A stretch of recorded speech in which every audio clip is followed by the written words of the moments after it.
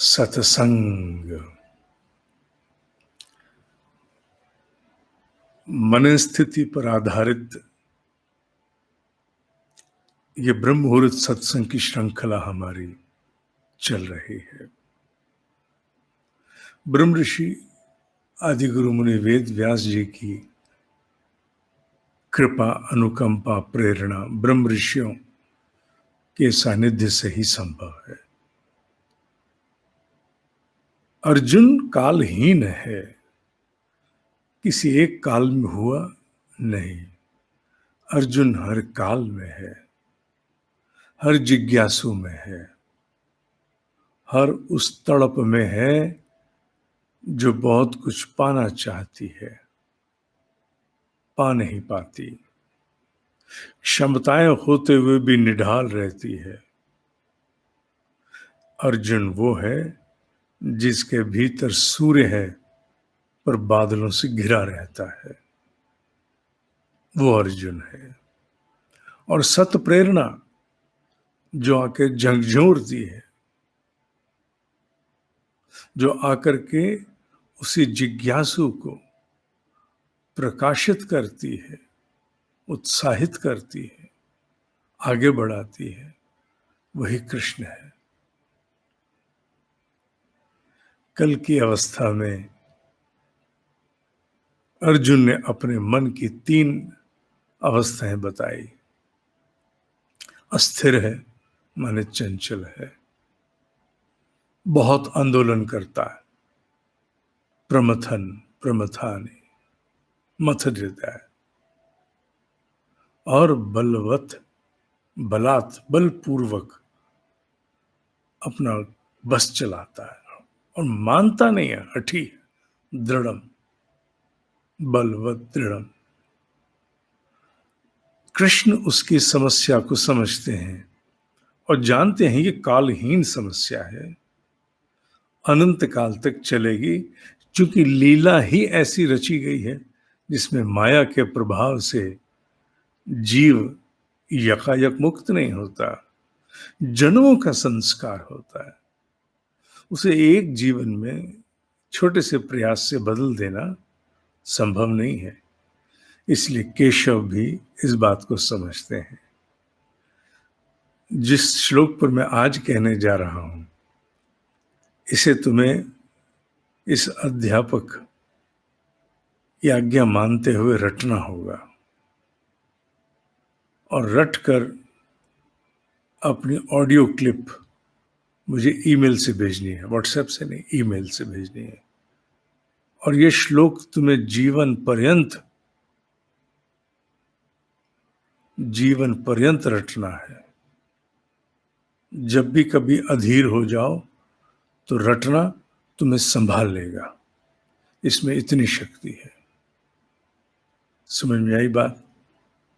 ब्रह्म मुहूर्त के समय सुन रहे हो, बाद में भी सुनोगे तो कोई अंतर नहीं पड़ेगा। इसे रटने से इसके भीतर की ऐसी निदान शक्ति जन्म लेगी जो तुम्हें 1000 बार गिरने पर संभालेगी, उठाएगी। असंशयम महाबाहो मनः दुर्निग्रहम चलम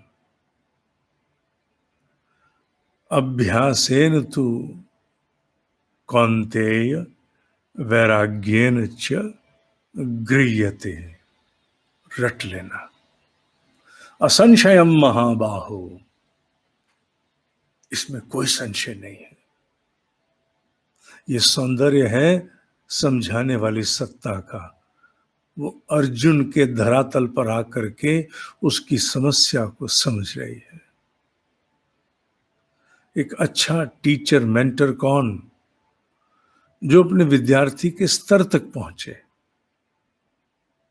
केशव पहुंचे ना, मुझ जैसे हजारों अध्यापकों का शिक्षण है ये। अपनी अवस्था मत देखो, तुम्हारी है कि नहीं है, तुम औने पौने हो या क्या हो, उसकी अवस्था देखो और उसे आभास कराओ कि मैं तुम्हें समझ रहा हूं, आई एम अंडरस्टैंडिंग यू, मैं तुम्हें जान रहा हूं, तुम जहां हो मैं तुम्हें पूरी तरह समझ रहा हूं और तुम बिल्कुल ठीक हो, तुम गलत नहीं हो। असंशयम महाबाहो, असंशय, इसमें कोई संशय नहीं अर्जुन, ऐसा ही होता है। महाबाहो साथ कह दिया, पर ध्यान रहे तुझमें क्षमताएं बहुत हैं। होता ऐसे ही है, पर तुझमें क्षमताएं बहुत हैं, इसलिए महाबाहो, जिसकी अनेक भुजाएं, अर्थात अनेक प्रकार की क्षमता, एक उपमा अलंकार। असंशयम महाबाहो, मन है दुर्निग्रहं चलम, मनो, मन है हो जाएगा। मन वाकई बहुत कठिन है, मानने वाला नहीं है, जल्दी संभलने वाला नहीं है, और चलायमान है, अपनी चलाता है, बिल्कुल चंचल है, प्रमथानी है, बलवत दृढ़ है। जो तुमने कहा बिल्कुल यही है, एब्सोल्युटली राइट, इसमें एक पैसे की मुझे शंका नहीं है। कौन कह रहा है? ब्रह्मांड की सत्ता बोल रही है। किससे बोल रही है? जीव से बोल रही है। अद्वैत से हुए द्वैत का संवाद है ये। और कहां है कृष्ण? तुम्हारी आंखों के पीछे, तुम्हारे दिल में, मेरी आंखों के पीछे, मेरे दिल में, हम सब की आंखों के पीछे हमारे हृदय में कृष्ण है, और वहीं से बोल रहा है, हमें समझ रहा है।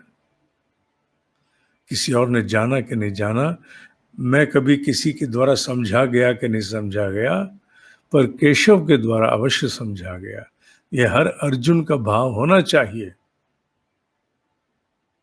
अभ्यासेन तु कौन्तेय, कौन्तेय किसका पुत्र है? कुंती का, जिसका पहले नाम पृथा था। कुंती माने जो दिव्यता का अवतरण करने में सक्षम हो, one that can invoke and manifest divinity, उसे कुंती कहा गया। कौन्तेय, कुंती के पुत्र, तू दिव्यता अवतरित कर सकता है, तुझमें क्षमताएं हैं। अभ्यासेन, अभ्यास कर। अभ्यास क्या होता है? आदि गुरु शंकराचार्य कहते हैं, चित्त में एक समान वृत्ति की आवृत्ति ही अभ्यास है। चित्त में एक समान वृत्ति की आवृत्ति ही अभ्यास है। Repeat the same thing again and again, वो अभ्यास है। क्यों? क्योंकि मन का भी यही अभ्यास है ना, वो एक चीज पे जब अड़ जाता है तो घूमता रहता है। तमोगुण माने कंडीशनड, हाईली कंडीशनड, चेंज नहीं है वहां, बदलाव नहीं है वहां, परिवर्तन नहीं है, मन का स्वभाव है। तो विष को विष से मारेंगे, इसको, मन के तमोगुणी अभ्यास को हम अपने रजो और सतो के मिश्रण के अभ्यास से, रजो सतो माने intention is very pure but effort is rigorous, प्रयास संघर्ष का होगा, इसलिए रजो और सतो का मिश्रण हो गया अभ्यास। उद्देश्य बड़ा सात्विक है, पर प्रयास तो संघर्ष से होगा ना। इसलिए एक समान वृत्ति की चित्त में बार बार आवृत्ति अभ्यास है। Repeating the same thing again and again. मैंने समझाया ना, सामान्यतः ये सब जो भाव अभ्यास का है, ये मन में तमोगुण का होता है, पर उसी विष के साथ, एक दूसरे विष के साथ इस विष का निदान है। विष को विष मारेगा, तमोगुण के विष को अब सतो और रजो का विष मारेगा, मिल करके प्रयास करेगा।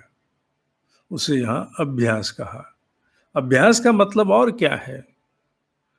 उपलब्धि अथवा अनुपलब्धि, गेन और नो गेन, इसकी परवाह किए बिना अभ्यास करते चले जाना, अपने भीतर स्थिरता लाने की चेष्टा करना। मुझे प्रकाश नहीं दिख रहा, मुझे सूर्य नहीं दिख रहा, मुझे कोई विशेष अनुभव नहीं हो रहा, मुझे कोई अनुभव नहीं हो रहा, तो मैं एक ही बात पूछता हूं, स्वभाव में कोई अंतर आया? गंभीरता से मूल्यांकन करो, स्वभाव में अंतर आया क्या? हाँ, स्वभाव में अंतर आया, तो ये मत कहो कि कुछ हुआ नहीं। केवल अनुभूति के स्तर पर जो इस प्रकार की ध्यान की अनुभूति है, उसमें कुछ नहीं आया। तुम्हारी सारी ऊर्जा भीतर के आत्म परिष्कार में लग गई। तुम्हें तो खुश होना चाहिए। फिर भी साधक खिन्न रहता है, सबको सुनते हैं, उनको ये दिखता है, ये होता है, मुझे कुछ नहीं होता। नहीं, नहीं भी होता तो ध्यान रहे, सन्मार्ग पर होना, साधना मार्ग पर होना, तो उपलब्धि अनुपलब्धि, उपलब्धि अनुपलब्धि, इनके ऊपर उठ करके अभ्यास करते रहना, मन की अस्थिरता को समाप्त करने की विधियों पर कार्य करना। विधियां कौन सी हैं? ये सारी साधनाएं, जप, तप, ध्यान, ये सब क्या है भाई? नाद, क्या है ये? ये सारी अभ्यास की विधियां। आत्म मूल्यांकन, अपना अवलोकन करना, जानना मैं कहाँ गलत, क्या ये क्या है? ये सारी विधियां हैं काहे की? अभ्यास की। काहे की विधियां? अभ्यास की। इन्हें करते चले जाना। अभ्यासेन तु कौन्तेय वैराग्येन। वैराग्य क्या है?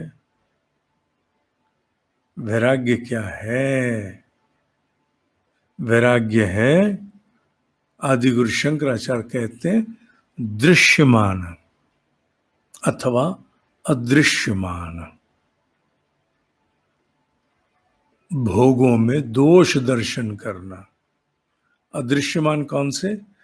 जो खिचड़ियां बंद आंखों हम पकाते हैं। हम आंखों बंद करके आंखों को और बहुत सारी खिचड़ियां पकाते हैं। पकाते हैं कि नहीं पकाते? मुझसे नहीं छुपा। क्यों नहीं छुपा? क्योंकि मैं भी अर्जुन हूं ना, मैं भी अर्जुन हूं, तुम भी अर्जुन हो। हम सब अपने भीतर अपनी अपनी खिचड़ियां नहीं पकाते क्या? बाहर कह नहीं सकते, डरते हैं, सब मान सम्मान यश चला जाएगा। पर खिचड़ियां पकती हैं ना, पकती हैं। दुख भी होता है ना, होता है, फिर भी पकती हैं। हाँ, पकती। इसी के लिए उन्होंने कहा कि दृश्यमान माने खुली आंखों से जो देख पा रहे हो वो भोग, जो कर पा रहे हो वो भोग, और उससे कहीं अधिक वो भोग जो तुम नहीं कर पा रहे पर अदृश्य रूप में करने की चेष्टाएं करते हो, उन सब के प्रति दोष दर्शन करना, उनमें ढूंढना। मैंने आज तक खिचड़ियां पकाई हैं, मेरे हाथ लगा क्या? कुछ लगा? नहीं लगा। अच्छा चलो, आज मैं इतने साल का हो गया, कल मैं 75 साल का भी हो जाऊंगा, 70, 75, 85 का, 90 का, मान लिया, मान लो। शरीर तो काम नहीं करेगा, इंद्रियां तो सारी काम नहीं करेंगे, पर ये अदृश्य भोग की इच्छा क्या तब भी मेरे साथ अगले जन्म में जाएगी? Do I want to be the same in the next life? कि मैं अगले जन्म में भी बहुत कुछ ना कर पाऊं, खिचड़ियां पकाऊं? या मैं ये सोचूं कि हे भगवान, जो इस जन्म पॉसिबल नहीं हुआ ना, अगले जन्म करा दे? Would I say that? ये प्रश्न मैं अपने आप से पूछता हूं, तुमसे नहीं पूछ रहा हूं, मैं अपने आप से पूछ रहा हूं। ये दिनेश कुमार, जिसके आगे जी लगा दिया लोगों ने, और वेबसाइट भी वही जी हो गई, दिनेश कुमार जी। क्या अगले जन्म भी यही सब चलेगा? इसी प्रकार सोचते रहोगे और अंतिम सांस में यही सोचोगे, हे भगवान, जो इस बार नहीं हो पाया अगली बार करा दे। क्या ये सोचोगे? नहीं भी सोचोगे तो इस पर कार्य नहीं करोगे क्या? तो अगले जन्म फिर से इसी प्रकार खिचड़ियां पकेंगी, यथावत स्टेटस को सोचना। ये भाव दोष दर्शन माने उस भोग में दोष को ढूंढना, उसके दर्शन करना। किसी एक भोग पर उसको आंखें बंद करके पूरी आयु भोगना नहीं, अभी तो बीच में रुकना और सोचना, मैं बार बार ये खिचड़ी पकाता हूं भीतर, पकाती हूं भीतर। भोग कोई भी हो सकता है, इंद्रियां हैं, किसी के साथ लगा हुआ भोग हो सकता है। और सोचना, मैं कितने समय से कर रहा हूं, कर रही हूं, क्या ऐसे ही करूं? इसमें मिला क्या? इसमें है क्या? क्या है? सोचोगे क्या है? शुरू शुरू में तो मन कहेगा मजा है, अच्छा है, उपलब्धि है। पर अगर तुम आंखें चार करके घूरोगे ना अपने आप को ही, अपने अंदर अपने आप को घूरोगे, तो मन के तर्क ढहने शुरू हो जाएंगे। कौन सा मजा भाई? कौन सा मजा? कौन सा मजा जो आज तक टिका? नहीं टिका ना। और आनंद कहते हैं टिक सकता है? विचार करो, मन जल्दी से मानेगा नहीं। नहीं। क्यों नहीं मानेगा? जन्मों का अभ्यास है।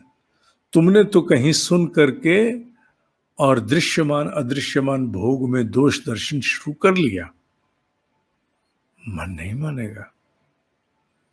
मन कहेगा अच्छा ठीक है, बुद्धि कहेगी भी बात तो ठीक है भाई, बात ठीक कर रहे हैं ये, मिला क्या? मुझे नहीं पता, मुझे तो अभी भी इसी प्रकार मजा चाहिए, ये मन कहेगा। कोई बात नहीं, अगर वैराग्य के प्रति कदम असफल रहा तो बचाने के लिए अभ्यास है ना,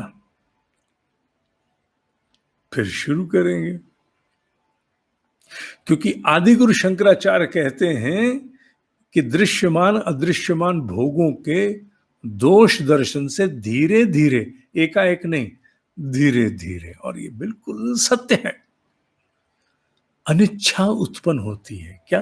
अनिच्छा। अनिच्छा माने इच्छा नहीं रहती, बिल्कुल समाप्त हो जाती है। क्या? नहीं, ढीली पड़ती है, इंटेंसिटी बहुत कम हो जाती है। पहले जो मुझे चाहिए, मुझे अभी ये इच्छा पूरी करनी है, बलवत दृढ़म घसीट के ले जाता था। अब बार बार करने से अभ्यास किसका? दोष दर्शन का। अब क्या है? मुझे चाहिए, देखेंगे, मुझे चाहिए, देखेंगे, मुझे चाहिए, देखेंगे कहा ना, ये क्या हुआ? अनिच्छा जन्म ले गई। ये क्या हुआ? अनिच्छा। मन मरा नहीं, पर मन की अब चलती नहीं है उतनी, मरा नहीं है। उसकी पूर्ति भी कभी कभार कर देते हैं, पर अभी मरा नहीं है। पूर्ति कभी कभार कर देते हैं, ठीक है, जन्मों का अभ्यास है अर्जुन। तो डरता है क्यों, घबराता है क्यों? असंशय महाभाव, इसमें कोई संशय नहीं, और तेरे पास भी बड़ी क्षमता है, तू डरता किस लिए है? इसका तात्पर्य क्या है दोष दर्शन का? सच में पूछो तो कोई भी वासना या काम, उसमें हाइप बहुत होता है। क्या? हाइप। हाइप शब्द बड़ा बढ़िया अंग्रेजी का, उछाल बहुत होती है। वैराग्य का अभ्यास करने से, माने वैराग्य का उस भोग के प्रति दोष दर्शन करने से उसकी हाइप खत्म हो जाती है। जिसे ज्ञानी ने एक ने कहा सुपर इम्पोजिशन। सुपर इम्पोजिशन खत्म हो जाती है, वो भोग नंगा हो जाता है। अच्छा चल, क्या मिल गया आज तक भाई तुझे? तूने इतनी बार इस भोग को भोगा, आज तक क्या मिला? मिला? कुछ बना? कोई आत्मोत्कर्ष हुआ? नहीं। तो तो न, तो ये जैसे ही तो की यात्रा शुरू होगी, हाइप खत्म हो जाएगी, सुपर इम्पोजिशन उतर जाएगी, भोग नंगा हो जाएगा। हाँ, इतना जुनून जो मैं अपने अंदर पैदा कर लेता हूं इसको भोगने के लिए, उतना तो इसमें कुछ नहीं है। हाँ है, मन सपोर्ट करेगा, है, हाँ उतना नहीं है। तो क्या हुआ? हाइप खत्म हो गई। भोग रहा, भोग रहेगा, वो चाहे किसी प्रकार की इंद्रिय की वासना हो, वो रहेगी, पर वो जो हाइप है वो गिर जाएगी। भोग रहेगा, मन करेगा, हाइप गिर जाएगी। जैसे ही आंखें चार करके सवाल किया, और धीरे धीरे फिर क्या होगा, मुझे उस ज्ञानी का ही उल्लेख आता है, क्योंकि ये ज्ञानियों का ही ज्ञान है, मेरा क्या, मेरा तो धिल्ले का भी नहीं। उन्होंने ही कहा कि देखो साधक, धीरे धीरे सोल परसेप्शन की ओर जाओ, सेंस परसेप्शन से हटो, अर्थात इंद्रियों की अनुभूति से उठकर आत्म अनुभूति की ओर कदम बढ़ाओ।